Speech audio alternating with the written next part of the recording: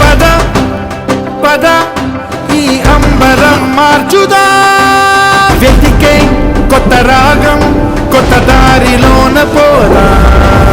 కొత్త ఇండియాలో కొత్త ఆశయం తెరుచుకుంటుంది కొత్త ఆకాశం. కొత్త ఇండియా యొక్క సొంత కూల్ డ్రింక్.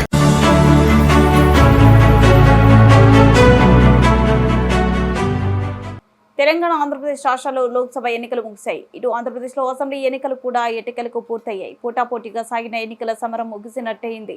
ఇక ఓట్ల లెక్కింపు కోసం నేతలు 20 రోజుల పాటు ఎదురు చూడాల్సిన పరిస్థితి నెలకొంది. లోక్సభ ఎన్నికలు మొత్తం 7 దశల్లో జరుగుతున్న సంగతి తెలిసిందే. ఇప్పటి వరకు 4 దశలు పూర్తయ్యాయి. మిగతా 3 దశలు కూడా పూర్తయిన తర్వాత దేశవ్యాప్తంగా జూన్ 4న ఓట్ల లెక్కింపులను చేపట్టనున్నారు. తెలంగాణలో లెక్కింపు కేంద్రాల్లో ఒక్కో అసెంబ్లీ నియోజకవర్గానికి 14 టేబుల్స్ చొప్పున ఏర్పాటు చేయనున్నారు. 500 పోలింగ్ కేంద్రాల కంటే ఎక్కువ ఉన్న అసెంబ్లీ నియోజకవర్గాల్లో టేబుల్ సంఖ్య మరింత పెరిగే అవకాశం ఉంది. ఈవీఎంలతో పాటు 500 పోస్టల్ బ్యాలెట్ ఓట్లకు ఒక టేబుల్ను అదనంగా ఏర్పాటు చేయనున్నారు. వివిధ ప్రాంతాల్లో పోలైన పోస్టల్ బ్యాలెట్లను ఆయా నియోజకవర్గాల్లోని రిటర్నింగ్ అధికారులు ఆధ్వర్యంలో భద్రపరిచారు. రాష్ట్ర వ్యాప్తంగా 44 కేంద్రాల్లో ఓట్లను లెక్కించనున్నారు. ఇప్పటికే స్ట్రాంగ్ రూమ్ల వద్ద బందోబస్తు ఏర్పాటు చేశారు. కేంద్ర బలగాలతో పాటు సీసీ కెమెరాలు నిఘాలో పర్యవేక్షిస్తున్నారు.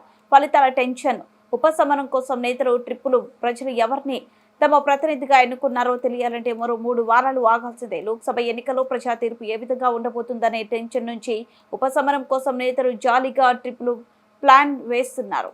ఎగ్జిట్ పోల్స్ తెలియాలన్న జూన్ 1వ తేదీ వరకు ఆగాల్సిన పరిస్థితి నెలకొంది. ప్రచార హడావుడి, మైకులో హోరు, రోడ్ షోలు, ర్యాలీలు, సభలు, సమావేశాలతో హోరెత్తించిన ఫలితాలు వచ్చేలోపు కాస్త సేద తీరేందుకు సిద్ధమవుతున్నారు. దీనిలో భాగంగా కొందరు విదేశాలకు వెళ్లేందుకు ప్రయాణమవుతుంటే మరికొందరేమో స్వదేశంలోనే పర్యాటక ప్రాంతాలకు కనీసం 2-3 వారాల పాటు గడపాలని ప్రణాళికలు వేసుకుంటున్నారు. 1-2 వారాల పాటు తమను కలవడానికి కూడా ఎవరు రావద్దని ఆదేశిస్తున్నారు.